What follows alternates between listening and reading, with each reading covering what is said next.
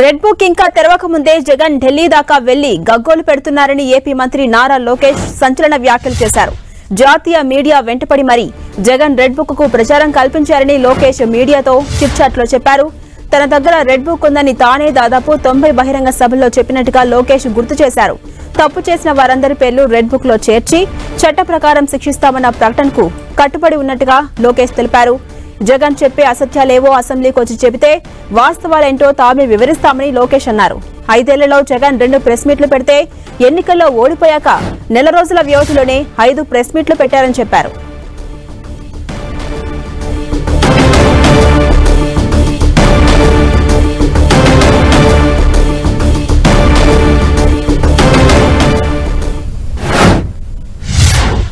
ఇదే అంశంపై మరింత సమాచారం మా ప్రతినిధి రవిచంద్ర అందిస్తారు. రవిచంద్ర, నారా లోకేష్ రెడ్ బుక్ పై సంచలన వ్యాఖ్యలు చేశారు. ఈ వ్యాఖ్యలను మనం ఏ కోణంలో అర్థం చేసుకోవచ్చు? అప్డేట్స్ ఏంటి?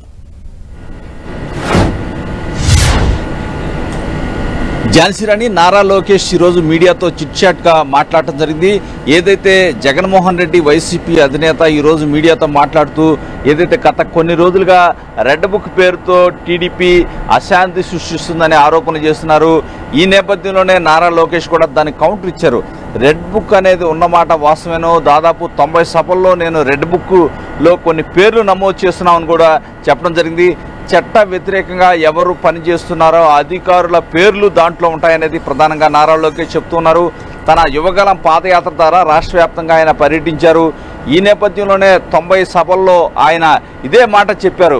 రెడ్ బుక్లో నోట్ చేసి, ఎందుకంటే నారా లోకేష్ ఎక్కడైతే పాదయాత్ర ద్వారా తిరుగుతున్నారో అక్కడ పోలీసులు ఆయన పర్యటన అడ్డుకునే ప్రయత్నం చేస్తున్నారు. అక్కడ ఉన్న స్థానిక వైసీపీ నేతలు కూడా ఆయన పాదయాత్రపై అయితే రాళ్ల దాడి చేయడం కావచ్చు, వారిని డిస్టర్బ్ చేసే ప్రయత్నాలు చేశారు. ఈ నేపథ్యంలోనే నారా లోకేష్ అప్పుడే చాలా కఠినంగా చెప్పడం జరిగింది. టీడీపీ అధికారంలోకి వచ్చాక రెడ్ బుక్లో పేర్లు నమోదు చేస్తున్నాం, వారందరిపై చర్యలు ఉంటాయని చెప్పారు. ఇదంతా కూడా ఇప్పుడు చర్చనీయాంశంగా మారిన నేపథ్యంలో మరోసారి ఈరోజు జగన్మోహన్ రెడ్డి మాట్లాడుతాం. దానికి కౌంటర్గా మంత్రి నారా లోకేష్ కూడా స్పందించారు. రెడ్ బుక్లో ఎట్టి పరిస్థితుల్లో కూడా ఉన్న పేర్లు వారందరికీ కూడా చట్ట ప్రకారం శిక్షిస్తామని కూడా చెప్తున్నారు. ఇప్పటికే పలు సందర్భాల్లో ఏదైతే ఎవరైతే ఉన్నారో వారందరినీ కూడా చట్ట ప్రకారమే మేము ముందుకు పోతాం తప్పించి చట్టాన్ని చేతుల్లో తీసుకోవద్దని కూడా చంద్రబాబు హెచ్చరించారు. టీడీపీ నేతలు సైతం నారా లోకేష్ సైతం అదే సూచనలు చేస్తున్నారు. ఎవరు కూడా చట్టాన్ని చేతుల్లోకి తీసుకోవద్దు, చట్ట వ్యతిరేకంగా పనిచేసిన అధికారులు కావచ్చు, వైసీపీ నేతలకు చట్ట ప్రకారం శిక్షిస్తామని చెప్తున్నారు. నారా లోకేష్ కూడా అదే ఉటంకించారని చెప్పుకోవచ్చు. ఏదైతే జగన్మోహన్ రెడ్డి కూడా గతంలో ఎప్పుడు కూడా మీడియాతో మాట్లాడలేదు, కానీ ఈ ప్రభుత్వం వచ్చిన కొన్ని రోజుల్లోనే దాదాపు 5 మీడియా సమావేశాల్లో పాల్గొన్నారు. గత 5 సంవత్సరాల్లో ఆయన ముఖ్యమంత్రిగా ఉండగా 2 మీడియా సమావేశాల్లో కూడా అడ్రస్ చేయని వ్యక్తి ఇప్పుడు ఏదో జరిగిపోయినట్టు 5 మీడియా సమావేశాల్లో ఆయన పాల్గొని ఏదైతే ప్రభుత్వంపై అసత్య ఆరోపణలు చేస్తున్నారని కూడా నారా లోకేష్ మండిపడ్డారు. ఏదైనా టీడీపీ నేతలు కూడా వాస్తవాలను ప్రజల్లో చెప్పమని చెప్పి కూడా ఆయన ఆదేశాలు జారీ చేశారు. ఎట్టి పరిస్థితుల్లో కూడా ఏదైతే రెడ్ బుక్ అనేది ఉన్నమాట వాస్తవేనో, దాంట్లో ఉన్న పేర్లు ఎవరైతే చట్టాన్ని చేతుల్లోకి తీసుకొని చట్ట వ్యతిరేకంగా పనిచేశారో అధికారులు కావచ్చు, వైసీపీ నేతలు కావచ్చు, వారందరినీ కూడా చట్ట ప్రకారం శిక్షించి తీరుతామని నారా లోకేష్ చాలా గట్టిగా చెప్పిన పరిస్థితుంది. చాలామంది శ్రేణులు కూడా నారా లోకేష్ని ఈరోజు అసెంబ్లీ ప్రాంగణంలో కలిశారు.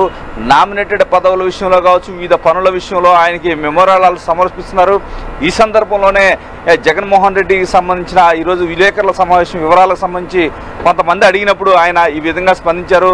రెడ్ బుక్ అంశం సంబంధించి టీడీపీలో ఒక చర్చ జరుగుతుంది, ఎట్టి పరిస్థితుల్లో కూడా రెడ్ బుక్ పై చర్యలు తీసుకుంటాం. ఏదైతే జగన్మోహన్ రెడ్డి అసెంబ్లీకి వచ్చినా కూడా అన్ని అంశాలు చర్చించడానికి సిద్ధంగా ఉన్నామని కూడా నారా లోకేష్ స్పష్టం చేశారు. ఝాన్సీ, అలాగే రవిచంద్ర, చట్ట ప్రకారం ఆ రెడ్ బుక్ లో ఉన్నటువంటి పేర్లకు సంబంధించి శిక్షలు ఉంటాయని చెప్పి నారా లోకేష్ చెప్తున్నారు. దానికి కట్టుబడి ఉన్నామని చెప్పి వ్యాఖ్యానిస్తున్నారు. ఈ వివాదం ఎంతవరకు ముదరబోతోంది? డెఫినెట్గా ఏదైతే నిన్నే శాంతి భద్రతల అంశానికి సంబంధించి ముఖ్యమంత్రి చంద్రబాబు హౌస్లో ఒక ప్రజెంటేషన్ ఇచ్చారు. ఆ ప్రజెంటేషన్లోనే గత 5 సంవత్సరాల్లో టీడీపీ నేతలకు సంబంధించిన కేసులు ఉన్నవారు ఎవరు లెక్కవమంటే దాదాపు 90% సభ్యులంతా కూడా లేచి నిలబడిన పరిస్థితి నిన్న సభలో గమనించాం. వీరందరికి సంబంధించి కూడా అక్రమ కేసులు, ప్రజల్లో కూడా చాలా మందిపై అక్రమ కేసులు నమోదయ్యాయి. దీనికి సంబంధించి ఒక కమిషన్ ఏర్పాటు చేస్తాం. ఆ కమిషన్ ద్వారా కేసులు తీసివేయించే కార్యక్రమాన్ని శ్రీకారం చుడతాం. అదే సందర్భంలో ఎవరైతే చట్టాన్ని చేతుల్లో తీసుకొని ఏదైతే హింసాకాండకు పాల్పడ్డారో వైసీపీ నేతలు కొంతమంది, వారందరూ సమాజంలో అశాంతి సృష్టించారో 5 సంవత్సరాలు, వారందరినీ కూడా కఠినంగా శిక్షిస్తాం. ఇవన్నీ కూడా చట్టాన్ని ఎవరు చేతుల్లో తీసుకోరు, చట్ట ప్రకారమే శిక్షిస్తామని కూడా నిన్న ఒక మెసేజ్ అయితే ముఖ్యమంత్రి చంద్రబాబు కూడా హౌస్లో ఇచ్చారు. అందుకని డెఫినెట్గా దీనికి సంబంధించి ఒక కమిషన్ అయితే ఏర్పాటయ్యే అవకాశం మనకి చాలా స్పష్టంగా కనిపిస్తుంది. ఈ కమిషన్ ద్వారా అక్రమ కేసులు ఎంతవరకు ఎత్తివేయచ్చో పరిశీలిస్తున్నారు. ఆ కమిషన్ ఏర్పాటు అయిన తర్వాత వీలైనంత వరకు అక్రమ కేసులు ఎత్తివేసే అవకాశం కనిపిస్తుంది. అదేవిధంగా చట్ట ప్రకారం ఎవరైతే 5 సంవత్సరాలు ఏదైతే బరి తెగించి, అంటే టీడీపీ చెప్తుంది, బరి తెగించి వ్యవహరించారో వారి పట్ల చట్ట ప్రకారం చర్యలు తీసుకుంటామని కూడా చెప్తూ ఉన్నారు. ఏది ఏమైనా కమిషన్ ఏర్పాటు అయితే అయ్యే అవకాశం అయితే మనకి స్పష్టంగా కనిపిస్తుంది. ఝాన్సీ రాణి. అలాగే రవిచంద్, ఇప్పుడు నారా లోకేష్ చేసిన ఈ వ్యాఖ్యలకు మాజీ సీఎం స్పందించే అవకాశాలు ఉన్నాయా?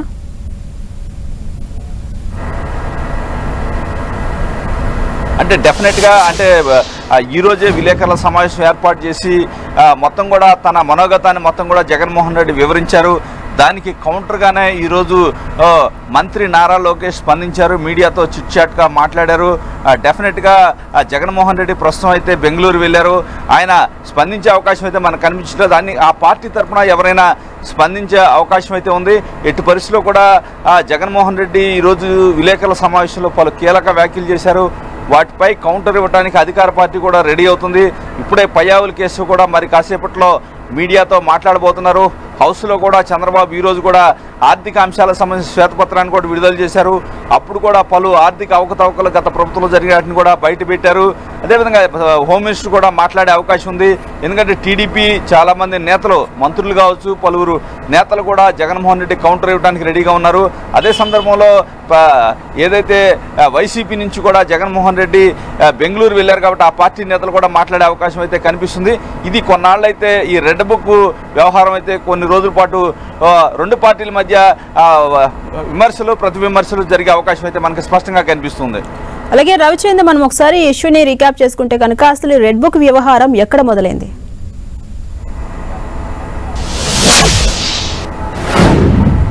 అంటే ఝాన్సీ రాణి, గత 5 సంవత్సరాల్లో కూడా వ్యవస్థ చిన్నాభిన్నమైంది. స్థానిక సంస్థల ఎన్నికల దగ్గర మొదలైన వ్యవహారం చిలికి చిలికి గాలిగా అనగాయి ఎన్నికల వరకు కూడా GO 1 వచ్చింది. అంటే స్థానిక సంస్థల ఎన్నికల్లో ఆనాటి ప్రతిపక్షమైన టీడీపీ అభ్యర్థులని నామినేషన్లు వేయనీయకుండా కిడ్నాపులు చేశారు, వారిపై దాడులు చేశారు, వారి నివాసాలని ధ్వంసం చేశారు. సాక్షాత్తు ప్రతిపక్ష నేతగా ఉన్న చంద్రబాబునే బయటికి వెళ్ళనీయకుండా ఆయన నివాసానికి తాళ్లు కట్టి పోలీసులు అడ్డుకున్నారు. అంటే ఏదైతే రాజ్య హింస ద్వారా ఆనాడు ప్రతిపక్షాన్ని అణచివేయాలనే ధోరణి అయితే కనిపించిందని టీడీపీ ఆరోపిస్తుంది. అక్కడి నుంచి ఏదైతే ఈ వ్యవహారం అయితే జరుగుతుంది. ఎందుకంటే మనం గమనించాం, బుద్ధా వెంకన్న ఏదైతే అక్కడ బోండా ఉమ్మ లాంటి నేతలను కూడా మాచర్లలో వారిని అత్యాయత్నం చేయాలనే ప్రయత్నాన్ని కూడా యావత్ సమాజం కూడా చూసింది. ఈ నేపథ్యంలో అక్కడ పోలీసు అధికారులు కూడా హంతకులకే వంతపడిన పరిస్థితి ఉంది. ఈ నేపథ్యంలో అప్పటి నుంచి కూడా ఏదైతే చంద్రబాబు కావచ్చు, అప్పటి ప్రతిపక్షంలో ఉన్న ముఖ్య నేతలంతా కూడా ఏ అధికారి ఏ విధంగా వ్యవహరించారో మొత్తం కూడా రికార్డ్ చేస్తూ ఉన్నారు. వైసీపీలో కీలక నేతలు ఏ విధంగా, అంటే చంద్రబాబు ఇంటి మీద జోగి రమేష్ దాడి చేశాడు, వల్లభనేని వంశీ చంద్రబాబుని తోలనాడారు, ఆయన కుటుంబ సభ్యులను తోలనాడారు. అదేవిధంగా ఏదైతే కొడాలి నాని అయితే ఆయన అసభ్య పదచేయాలంతో ప్రతిపక్ష నేతను కావచ్చు, టీడీపీ నేతలు దూషించారు. ఇట్లా చాలామంది ఏదైతే చంద్రబాబుని సాక్షాత్తు అంగళ్ళు కావచ్చు, పరిసర ప్రాంతాల్లో ఆయనపైనే దాడి చేసే విధంగా కూడా పురికొల్పారు. అమరావతి రాజధాని ప్రాంతంలో చంద్రబాబుపై రాళ్లు చెప్పులేసిన పరిస్థితుంది. ఈ విధంగా అనేక ఉల్లంఘనలు గత 5 సంవత్సరాలు జరిగాయి. ఈ సందర్భంలో ఎక్కడ ఎవరు ఏం చేశారు, ఏ విధంగా జరుగుతున్నాయి అవన్నీ కూడా ఆ పేర్లన్నీ రికార్డ్ చేశారు. ఆ సమయంలో అక్కడ ఉన్న పోలీసు అధికారి పేరు కూడా రికార్డ్ చేశారు.